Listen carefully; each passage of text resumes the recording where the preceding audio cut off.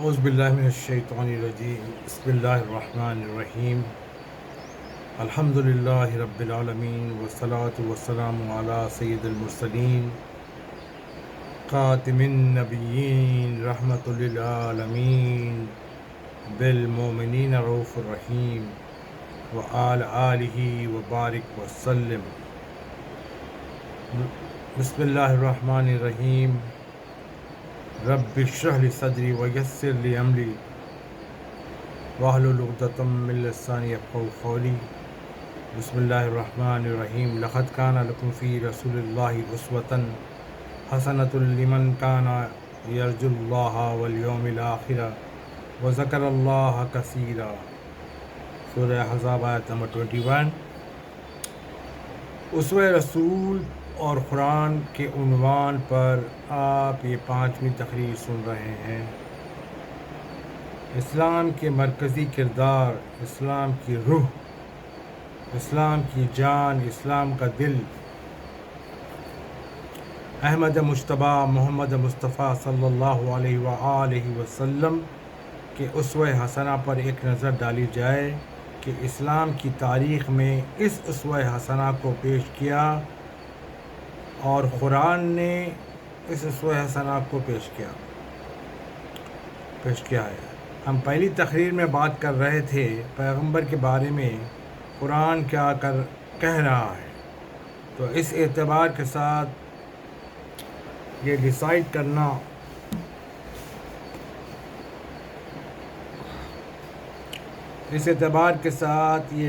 کر لیا جائے کہ مقام پیغمبر کیا ہے.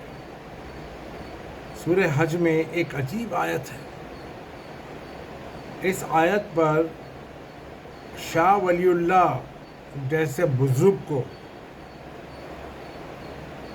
یہ لکھنا پڑا کہ 3 بار پیغمبر اس راہ سے نعوذ باللہ من ذالک پیغمبر اس راہ سے ہٹ گئے تھے جس پر قدرت لے جانا چاہتی تھی، اور نعوذ باللہ پیغمبر کو واپس لایا گیا. ان کی کتاب موجود ہے، اس کا نام ہے حجت اللہ بالغہ، اس کو غور سے پڑھیں.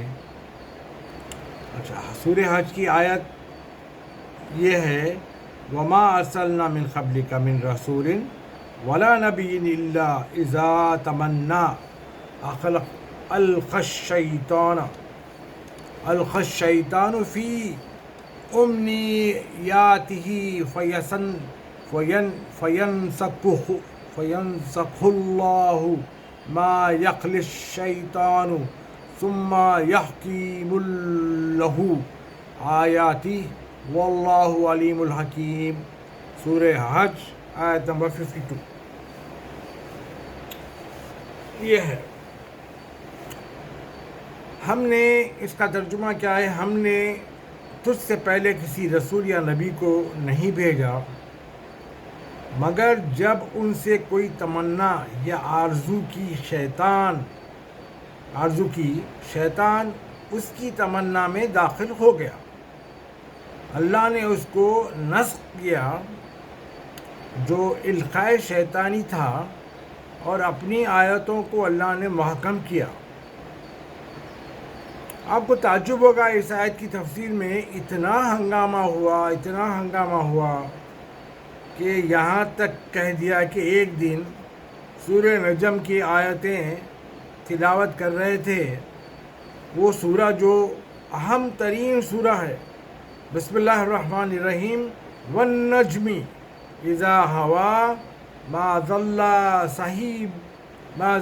صاحبکم وما غوى وما ينطق عن الهوى ان هو الا وحی یوحی. پڑھ رہے تھے جب یہ آیت پہ پہنچے لقد کان من آیات ربہ الکبریٰ افرا آیتم اللات والعزی ومناۃ ثلیثۃ الاخری. تو ایسے میں زبان پیغمبر سے خاکم بدن نعوذ باللہ یہ جملہ جاری ہو گیا کہ یہ بھی بت ہیں جن کی شفاعت کی توقع رکھی جا سکتی ہے. یہ جملہ جاری ہو گیا. لا حول ولا قوت الا باللہ العلی العظیم.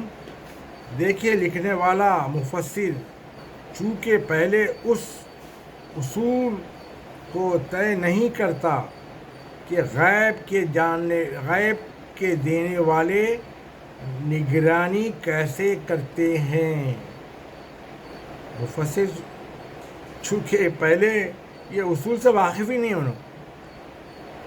یہ بیچارے شاہ ولی اللہ بہت بیچارے تھے. اللہ جو نا مغفرت کرے ان کی.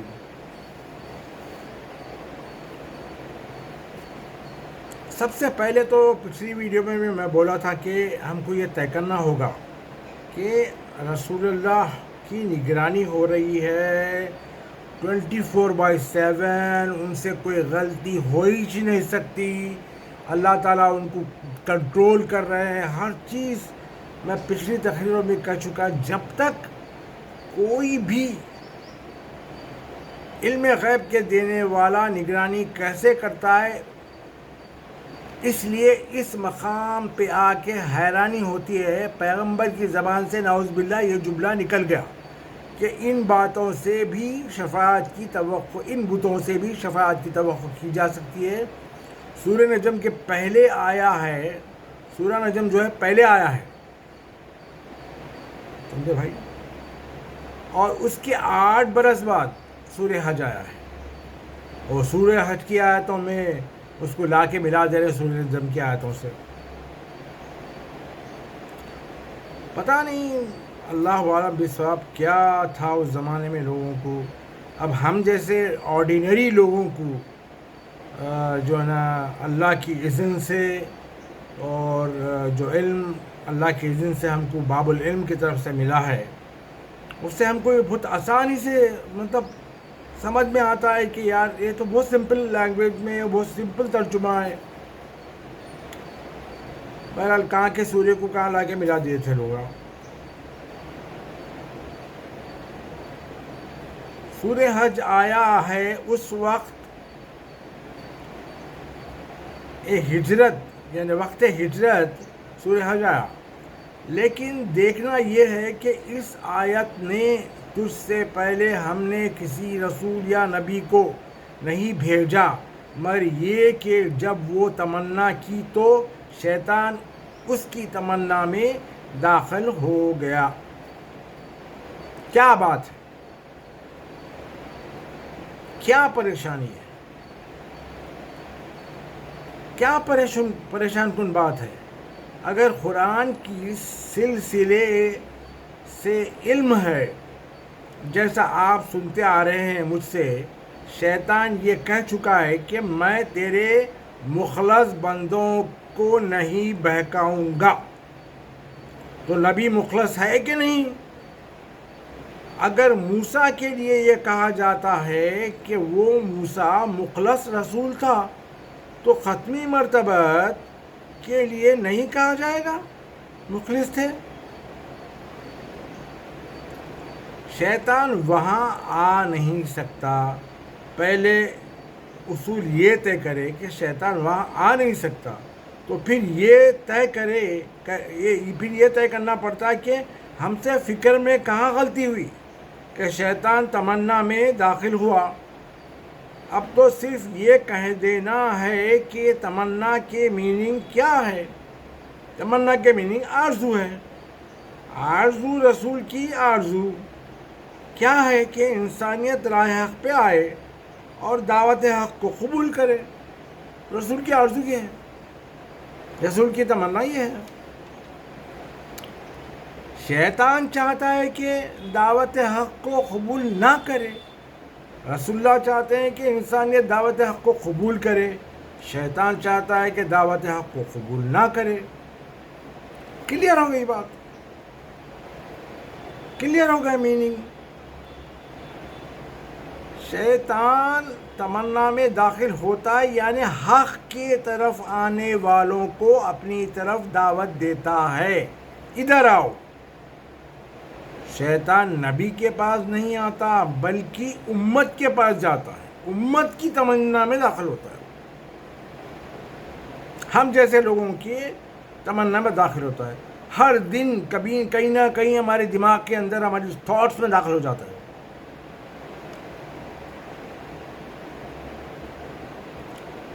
بہرحال دیکھیے آیت کے معنی میں نے کیے نا، تمنا میں داخل ہوا یعنی آرزو تھی کہ میری امت دعوت حق قبول کرے، رسول اللہ کی تمنا تھی یہ، تو اس نے کہا، شیطان نے کہا دعوت میں بھی دوں گا۔ یہ سارا جھگڑا دعوت پر ہے، توحید پہ نہیں ہے۔ وہ کبھی بھی یعنی یہ نہیں کہے گا کہ اللہ کا انکار کر دو، شیطان نہیں کہتا یہ، اس کو فائدہ نہیں ہے اس سے انکار کروانے سے، اس کو فائدہ نہیں ہے اس کے لیے۔ تو ایک ہی کوشش شروع سے ہے کہ جو پاور، اختیار اللہ تعالیٰ اپنے نمائندے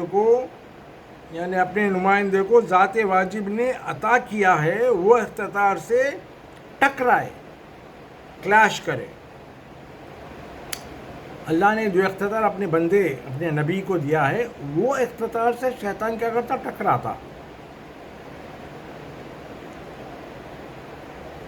سجدہ نہ کر کے ٹکرایا، اور قیامت تک اس اختیار سے ٹکراتا رہے گا۔ جو کوئی دعوت حق لے کر آئے گا، اس کے مقابل پہ وہ دعوت دے گا، چنانچہ قیامت کے دن بھی یہی کہے گا، میرا تم پر کوئی اختیار نہیں تھا، یعنی ہم پر، انسانوں پر، مسلمانوں پر، وہ صاف کہے گا، میرا تم پر کوئی اختیار نہیں تھا،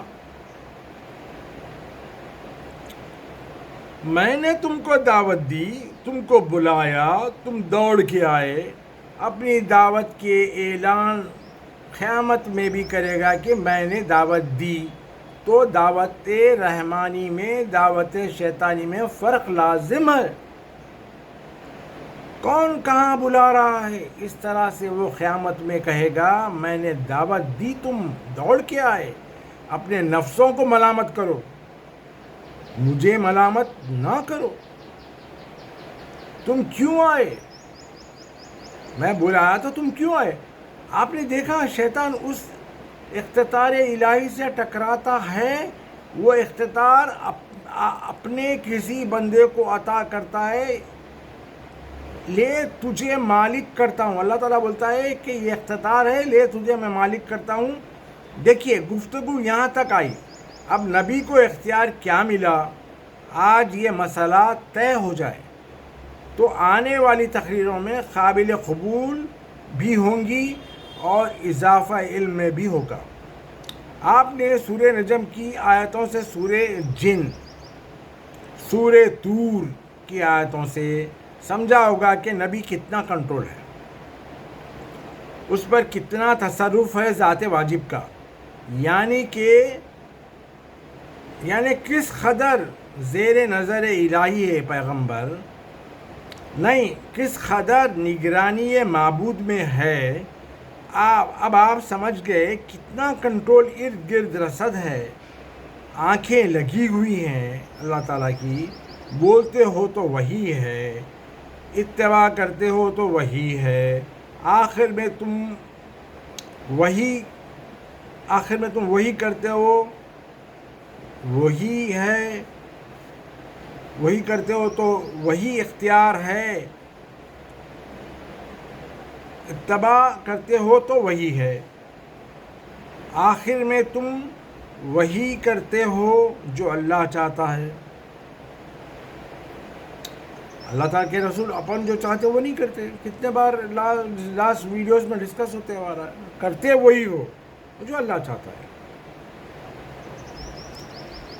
اس قدر کنٹرول کے بعد یہ بات تو آسان تھی، مالک میرے، اللہ تعالیٰ کے رسول یہ کہہ سکتے تھے نا، مالک میرے جب تیرا حکم ہے تیرا اشارہ ہے، جب تیری نگرانی میں ہوں تیری مرضی ہے، اور جو تو چاہتا ہے وہی کر رہا ہوں. تو یہ کام بھی تیرا ہے، یہ راستہ بھی تیرا ہے، فیصلہ بھی تیرا ہے. نہیں، یہ نہیں، پورا اللہ تعالیٰ فرماتے ہیں نہیں، یہ نہیں، پورا کنٹرول ہمارا ہے، پوری نگرانی ہماری ہے. تو سورہ یوسف میں کیا آیا؟ قل، تم کہو، ہذہ سبیلی، یہ راستہ میرا ہے. اللہ فرماتا ہے کہ فیصلہ بھی اللہ کا ہے، کنٹرول بھی پورا اللہ کا ہے، نگرانی بھی پوری اللہ کی ہے. تو رسول اللہ سے کہہ رہے ہیں کہ قل، سورہ یوسف میں، تم کہو کہ یہ راستہ میرا ہے، ہذہ سبیلی، یہ راستہ میرا ہے. دیکھیے اختیار یہ دیا، نگرانی کرتے ہیں ہم، راستہ تمہارا. دیکھیے کسی بندے کو اتنا اختیار نہیں دیا گیا آج تک. قل ہذہ سبیلی ادعو الی اللہ، کہہ دو راستہ میرا ہے، میں بلا رہا ہوں اللہ کی طرف. اور کیسے بلا رہا ہوں آپ ذرا ملاحظہ فرمائیں. یہ نہیں کہا کہ وحی کی وجہ سے بلا رہا ہوں، نگرانی کی وجہ سے بلا رہا ہوں، اتباع کی وجہ سے بلا رہا ہوں.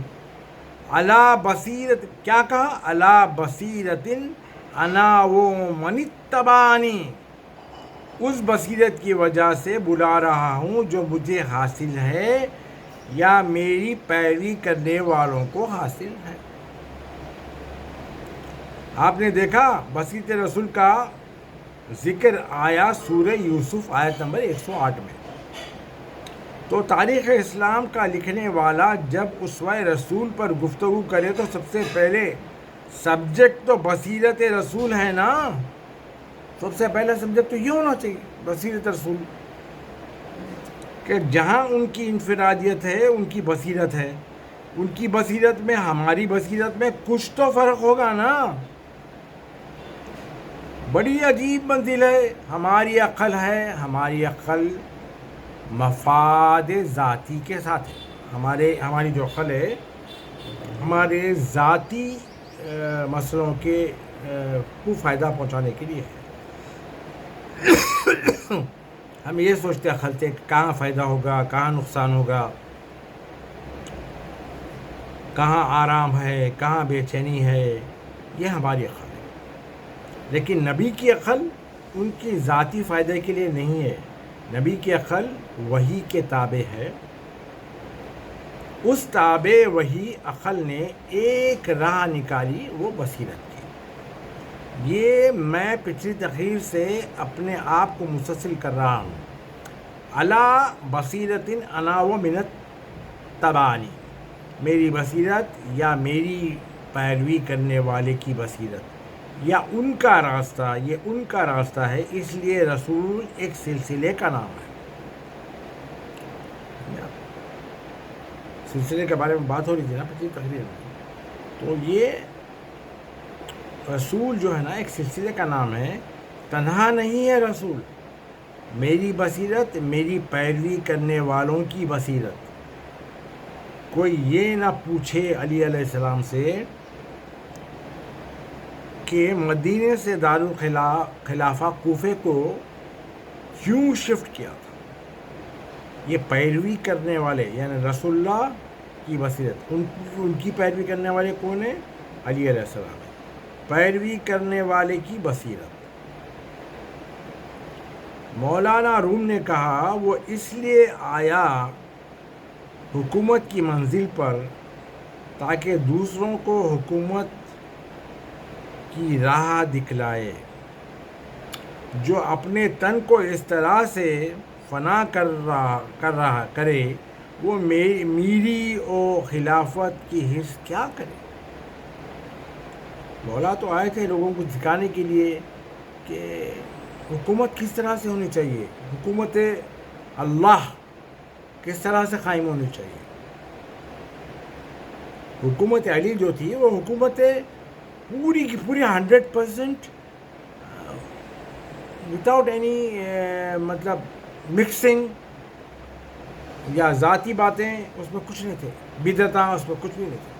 پیور حکومت الہی تھی، وہ حکومت اللہ تھی، جس میں کوئی بھی انسان بھوکا نہیں سوتا تھا، پوری سلطنت میں۔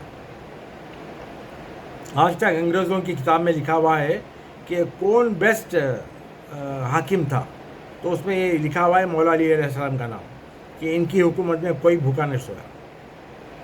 تو وہ تو آئے تھے حکومت کرتے کس طرح بتانے کے لیے۔ دارالخلافہ مدینے سے ہٹا لیا بصیرت ہے، یہ یا تو پہلے یہ ڈیسائیڈ کر کے چلو کہ تاریخ اس سلسلے میں ختمی مرتبت، سمجھے آپ، ختمی مرتبت کو ایک سلسلہ سمجھ رہے ہیں، تاریخ اس سلسلے میں ختمی مرتبت کو ایک سلسلہ سمجھ رہے ہیں، وہاں عصمت ہی عصمت ہے، جو سوچ رہے ہیں، سمجھ رہے ہیں، فیصلہ کر رہے ہیں اور دور تک دیکھ رہے ہیں۔ سیاست دانوں نے یہ کہا مولا علی علیہ السلام کے بارے میں، پہلی سیاسی غلطی یہ ہے کہ دارالخلافہ ہٹا لیا۔ خیر 40 ہجری میں علی علیہ السلام کی شہادت ہو گئی، اب 1446 ہجری چل رہی ہے۔ 40 ہجری سے 1446 ہجری تک تو بڑے بڑے سیاستدان آئے ہوں گے، کسی نے واپس کیا دارالخلافہ کو مدینہ کو؟ آج بھی دارالخلافہ مدینہ نہیں ہے، سعودی عرب کا ریاض ہے۔ اعتراض تو کر دیا سیاستدانوں نے، آپ نے کیپٹل ہٹا لیا، نہیں ہٹایا، آپ نے کیپٹل ہٹا لیا، نہیں ہٹایا تو یہ بتا کے ہٹایا، میری بصیرت، مولا نے یہ بتایا کہ میری بصیرت، سمجھا بھائی؟ اس طرح کی باتیں کبھی کبھی دوسروں کی نگاہوں میں خامیوں کی صورت اختیار کر لیتی ہے، وہ حقیقت میں ایک متشابہ عمل ہوتا ہے، یا ایمان کی فراوانی پر یا علم کی روشنی پر محکم ہو جاتا ہے، کمپلیٹ ہو جاتا ہے، یا ایمان محکم بنائے یا علم محکم بنائے۔ بالکل اسی طرح قبائل عرب کو چیلنج کیا، ایک بصیرت سے چیلنج کیا، مختلف قبیلوں سے لڑکیاں لے رہے ہیں۔ رسول اللہ نے کہا کہ مختلف قبیلوں سے لڑکیاں لے رہا ہوں، کسی کے دل میں یہ ہوس نہ رہ جائے کہ اگر نبی ہمارے قبیلے سے لڑکی لیتے تو نسل نبی ہماری لڑکی سے چلتی۔ دیکھیے، وہ اس سے پہلے کی تقریر میں بولا تھا نبی کی ازواج کی تعداد کی وجہ سے لوگوں کو شک متشابہ ہوتا ہے کہ اتنی تعداد کیوں تھی، تو اب اس کا جواب اب دیا نا میں، کہ نبی ایک چیلنج کر کے مختلف قبیلوں سے لڑکیاں لیے، اور یہ لوگوں کی بصیرت تھی رسول اللہ کی کہ بعد میں یہ نہ کہے کہ نبی اگر ہماری نسل سے لڑکی لیتے تو ہماری لڑکی سے نبی کی نسل چلتی۔ کسی کو موقع نہیں دیا آقا نے، پہلی بصیرت یہ سب کو ملایا، مختلف قبیلوں میں ملایا، اس کے بعد یہ امکان نہیں تھا کہنے کا ہم کو موقع ملتا تو ہماری اولاد آج رسول کی اولاد ہوتی، مگر مقدر تھا قسمت میں خدیجہ سلام اللہ علیہ کے کا مقدر تھا کہ پھر خدیجہ سلام اللہ علیہ کی ایک بیٹی صاحب اولاد ہوئی۔ امر الہی یہ ہے، آل ابراہیم کا گھرانہ یہیں سے آگے بڑھے گا۔ یہ ایک موقف ہے بصیرت کا کہ آنے والے مورخ یہ نہ لکھے اقربا پروری تھی، قریش کی ایک عورت سے آپ نے عقد کر لیا، اقربا پروری تھی، آل ابراہیم کی ایک عورت سے نکاح کیا، اقربا پروری تھی، وہی بیٹی کی اولاد کو آگے بڑھایا۔ نہیں، ایسے موقع تو ہم فراہم کر رہے ہیں، کوئی ہم فراہم کر رہے ہیں، کوئی کیپیبل بھی تو ہو نا، کوئی تو کیپیبل ہو، کوئی وہ لیول کا تو ہو. آپ غور کریں، مدینے میں آ کے 10 برس انتظار کیا رسول اللہ نے کہ کسی کے کہ اتنے بیویاں ہیں، کسی کی آغوش میں کوئی آئے. جب 10 برس انتظار کیا تو آیت آئی اللہ تعالیٰ کی طرف سے، ابناؤنا و ابناؤکم نساؤنا و نساؤکم. یہ آل عمران کی 61 آیت ہے.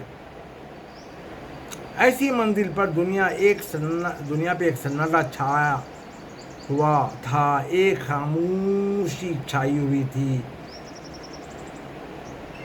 یہ رسول کا عمل کیا دیکھا آپ نے؟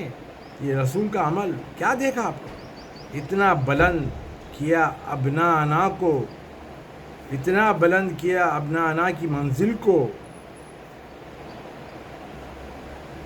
موقع اتنا دیا 10 برس کا موقع دیا کوئی آگے بڑھے، مگر نہیں.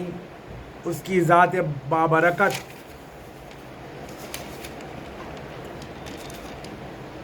ذات گرامی ایک طرف، اور وحی الہی اپنی بصیرت کے ساتھ آگے بڑھ رہی تھی.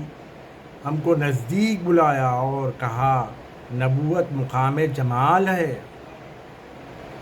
اور ولایت مقام جلال ہے، یہاں آؤ اور ولایت کی منزل پہ جمع ہو جاؤ.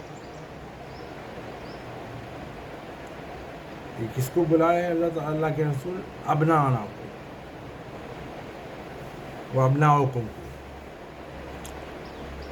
یہ نبی کی بصیرت ہے جو ایک معاشرہ چاہتی تھی. کامیاب انسان، ہر کامیاب انسان چاہتا ہے کہ اس کا سلسلہ باقی رہے. ہر سیاستدان چاہتا ہے کہ اس کا سلسلہ باقی رہے. ہر امیر آدمی، ہر کوئی یعنی یہ چاہتا ہے کہ اس کا نیریٹیو، اس کا سلسلہ باقی رہے، اس کا بیانیہ باقی رہے. تو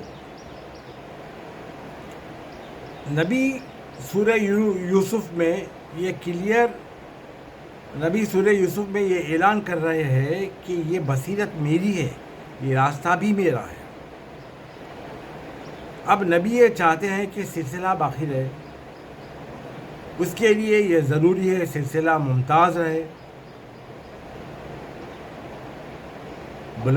بلندی ناممکن ہے جب تک مزاحمت نہ ہو، ٹکراؤ نہ ہو.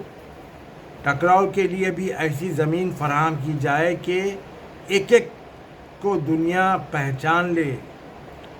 جنگ جمل میں پہچانے، جنگ صفین میں پہچانے، نہاروان میں پہچانے، صلح حسن میں پہچانے، کربلا میں پہچانے. اپنی اولاد کا سر بلند کیا مزاحمتوں میں لا کے. بصیرت رسول چاہتی ہے کہ مزاحمت ہو. اور حسین سے کہا صبر یا ابا عبداللہ. کیوں کیا رسول روک نہیں سکتے تھے کربلا کو؟ بالکل روک سکتے تھے، آنے واحد کی بات تھی. آپ پوچھیں گے کیسے؟ جب فتح مکہ ہوا تو 12,000 تلواریں کھلی ہوئی تھی اور ابو سفیان لوگوں پر اتنا ظلم کر رہا تھا، کئی لوگوں کا قتل ابو سفیان کی گردن پہ تھا. تو رسول اللہ بلا کے ابو سفیان کی گردن اڑا دیتے تو بنو امیہ کی جڑیں کٹ جاتے نا.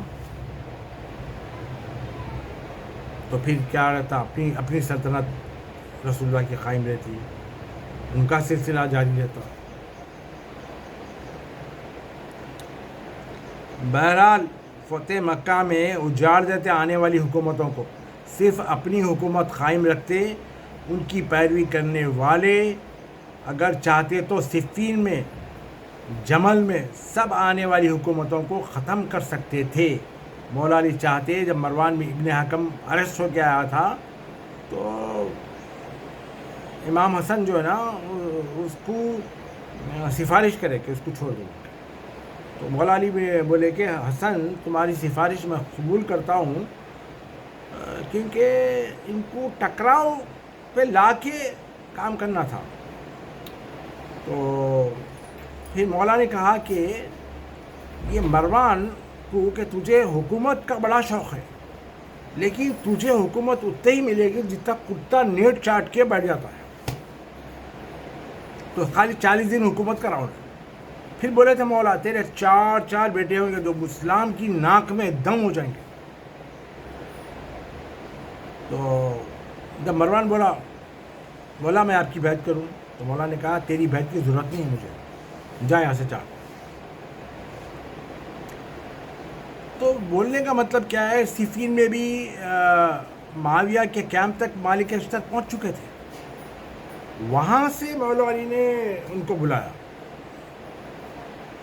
تو جب مالک اشتر آئے تو مالک اشتر پوچھا مولا یہ آپ کیا کریں، میں تو اس کے دل میں گھس کے اس کو ختم کر دیتا. بولا بھاگنے والے تھے، بھاگ رہے تھے ان کے پیچھے، میں جا کے اس کو ختم کر دیتا. تو مولا نے کہا کہ میں نے بلایا. اور امام حسین کی طرف دیکھ کے بولے حسین کربلا تمہارا مقدر ہے. اگر معاویہ کو قتل کر دیتے وہاں پہ، ابن عاص کو ختم کر دیتے تو پوری حکومت ہی ختم ہو جاتی. پھر مولا کی حکومت ہی تھی، 4-5 برس اور رہتے مولا شاید اگر حیات ہوتی. اور اس کے بعد امام حسن کی حکومت رہتی. مولا حکومت کر کے جاتے تو لوگ کہتے تھے کہ بڑے اچھے خلیفہ تھے. انتقال ہو گیا. امام حسن کے ساتھ بھی ویسی ہوتا، ان کو بھی بولتے لوگ ہاں اچھے خلیفہ تھے. انتقال ہو گیا. امام حسین کے پاس بھی یہی ہوتا کہ اچھے خلیفہ تھے. انتقال ہو گیا. مگر جو اب ہو رہا ہے، جو روح اور دل کھچ کے جا رہا ہے امام حسین کی طرف،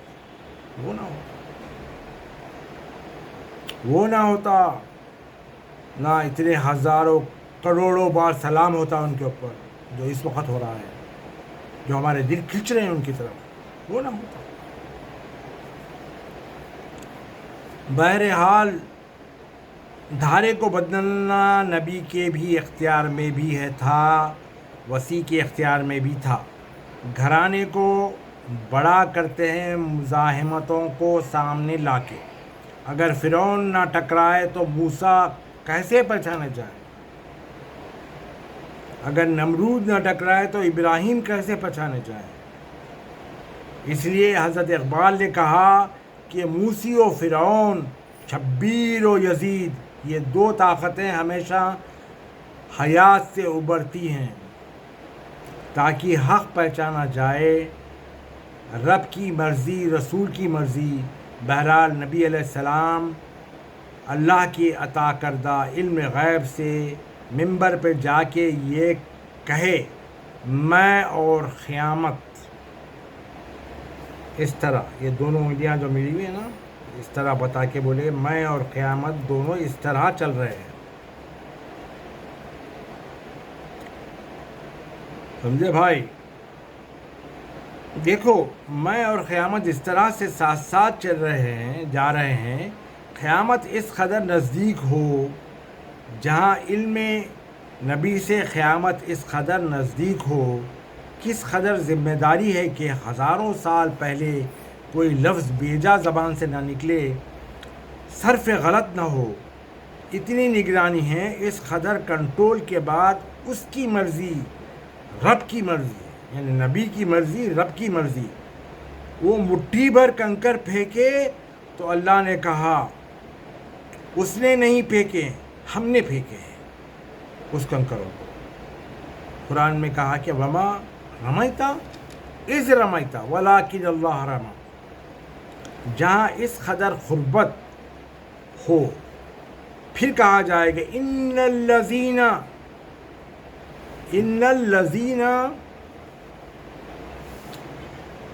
یبایعونک انما یبایعون اللہ ید اللہ فوق ایدیہم. سورہ فتح آیت نمبر 10. یہ تیرے ہاتھ پہ بیعت نہیں کر رہے ہیں، ہمارے ہاتھ پہ کر رہے ہیں. اتنی نزدیکی، اتنی قربت اللہ سے، رسول اللہ کی، اور اس کے بعد یہ اختیار دیا قل ھذہ سبیلی. اب تم کہو رسول یہ راستہ میرا ہے، سبیلی اللہ کا نہیں ہے، میرا ہے۔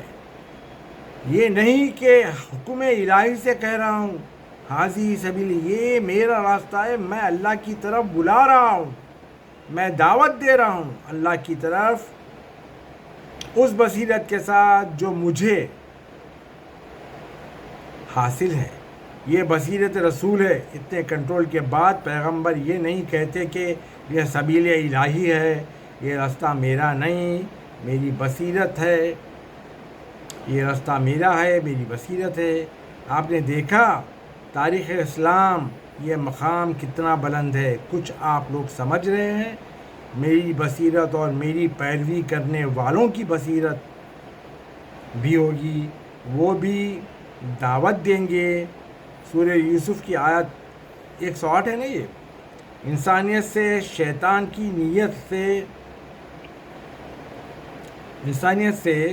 کی نیت یہ ہے انسانیت کے بارے میں کہ وہ اس تصرف کو، اس اختیار کو بیکار ثابت کرے۔ کس اختیار کو؟ رسول اللہ کے اختیار بیکار ثابت کرے۔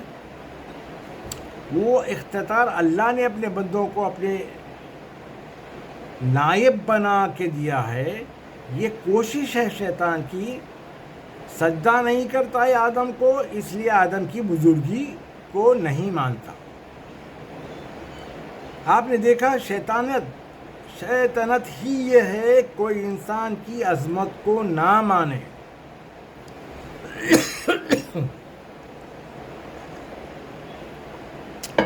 شیطنت ہی یہ ہے کہ جو کوئی انسان کی عظمت کو نہ مانے، جس طرح رسول اللہ کی عظمت کو نہیں مانتے لوگ، بشریت اصل میں وہ کیا ہے؟ وہ شیطنت ہے جو عظمت رسول اللہ کو ماننے سے جان بوجھ کے پسو پیش کرتے ہیں۔ یہ شیطنت ہے، تاریخ اسلام کا لکھنے والا ہو یا اور، یہ شیطنت ہی ہے، تاریخ اسلام کا لکھنے والا ہو یا کوئی اور۔ حکم دیا کہ سجدہ کرو، اس نے کہا کہ نہیں، میں اس سے افضل ہوں۔ اللہ نے کہا جاؤ، یہاں سے جاؤ، تم راندے بارگاہ ہو۔ اس نے کہا میں بھٹکاؤں گا، مجھے مہلت دے دی جائے۔ مہلت مل گئی۔ مہلت اور حکومت کے ایک ہی معنی ہے۔ جس کو دنیا کی حکومت ملتی ہے اس کو اصل میں حکومت نہیں ہے، اس کو حکومت نہ سمجھو، وہ ایکچولی مہلت ہے، صرف مہلت ہے امتحان کے لیے۔ جس کسی کو جہاں کہیں حکومت ہے دنیاوی، وہ اصل میں مہلت ہے۔ اور یہ شہزادی زینب کا استدلال ہے شام کے دربار میں، یزید حکومت سمجھ رہا ہے، یہ مہلت ہے، یہ مہلت آزمائش کے لیے ہے۔ تو شیطان کی کوشش یہ ہے ظاہری حکومت، ظاہری وجاہت، ظاہری اقتدار، ظاہری جاہ و جلال، انسان کو اس انسان سے بزن یا برگشتہ خاطر کر دے جس انسان کو اللہ نے اپنی طرف سے اختیار کل عطا کیا ہو، جس اختیار کل کے روح رواں دعوت، اختیار کل کی روح رواں کیا ہے؟ دعوت الی الحق۔ دعوت کا راز یہ ہے کہ بندگان الہی کو صراط مستقیم پہ ڈال دے، اور اس طرح سے یہ دعوت ہر کس و ناقص کے لیے نہیں ہے۔ اسلام دعوت ہے، تاریخ اسلام تاریخ علی الحق ہے، مگر وہ دعوت اس وقت تک قابل قبول نہیں جب تک کہ اذن نہ ہو، جب تک بندہ معزوم نہ ہو، یعنی جس کو اذن ملے اللہ کا، اور اسی مقام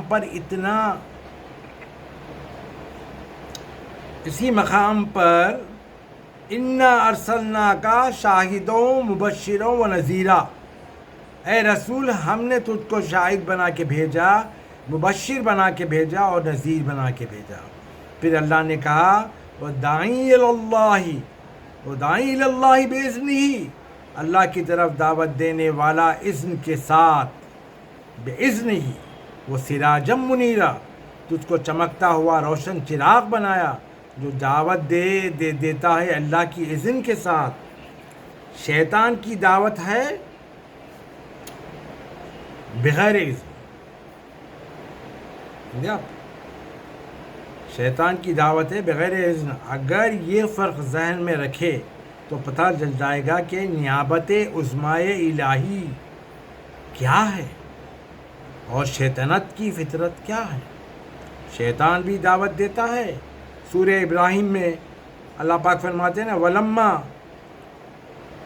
قُضِیَ الْأَمْرُ، اور جب سارے فیصلے ہو گئے قیامت کے میدان میں، ساری منزلیں پوری ہو چکی ہے، تو اللہ پاک نے فرمایا قال شیطان، آواز دی شیطان نے، ان وعدکم اللہ وعد الحق، اللہ نے جو وعدہ کیا وہ سچا، اور جو وعدہ میں نے کیا وہ جھوٹا تھا۔ یہ کہے گا شیطان، میرا تم پر کوئی اختیار نہیں تھا، بنو آدم سے کہے گا میرا تم پر کوئی اختیار نہیں تھا، مگر میں تم کو دعوت دیا، میں تم کو بلایا، میں تم کو آواز دی، تم دوڑ کے آئے۔ اب مجھے ملامت نہ کرنا، تم اپنے نفسوں کو ملامت کرو۔ دیکھو میں بار بار بول رہا ہوں کہ اب شیطان خود بولنے والا قیامت کے دن کہ تم مجھے ملامت کرو، اپنے نفسوں کو ملامت کرو۔ تو لوگوں اپنے نفس کو قابو میں کرو، اپنے نفس کو لڑائی جھگڑوں میں، بیوی شوہروں کے جھگڑے، نفسانیت شیطانیت ہے، وہ چھوٹی چھوٹی باتوں پہ بھی بیوی اور شوہروں کو جھگڑا کرا دیتا ہے، اور بیوی اور شوہروں کے نفساں بھی اپنے آپ میں غر رہتے ہیں۔ یعنی شیطان ان کے نفسوں کو اتنا تیار کر دیتا ہے کہ معمولی باتوں کو آدم ذات سے لڑا دیتا ہے۔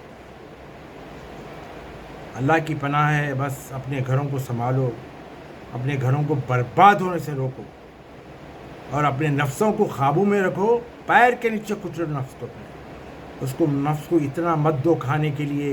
اس لیے اللہ کے رسول نے کہا نا کم کھاؤ، کم سو، کم بولو، تو اس سے کیا ہوتا ہے؟ آپ کا نفس کمزور ہوتا ہے، تو پھر وہ اکڑ کے بات نہیں کرتا ہے، بات کو غصہ نہیں آتا ہے۔ نہ تم آج میرے مددگار، شیطان کہے گا نہ تم آج میرے مددگار، نہ میں تمہارا مددگار۔ آپ نے دیکھا آخری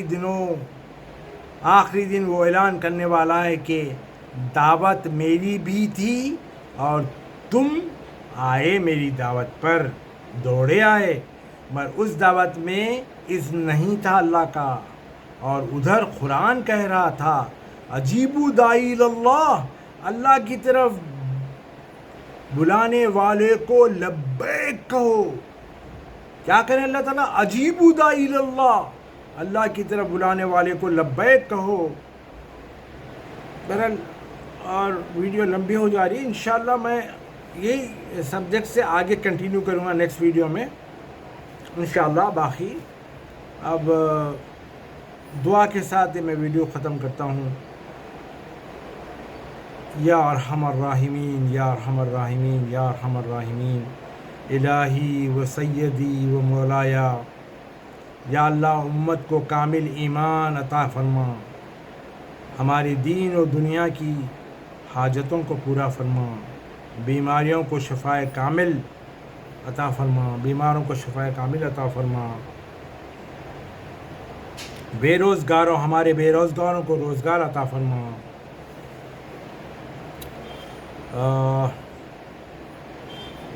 پریشان حالوں کی پریشانی دور فرما، امت میں جو نشہ آور ہے، جو نشہ کرنے والوں کے نشہ کی عادتوں کو دور کر دے۔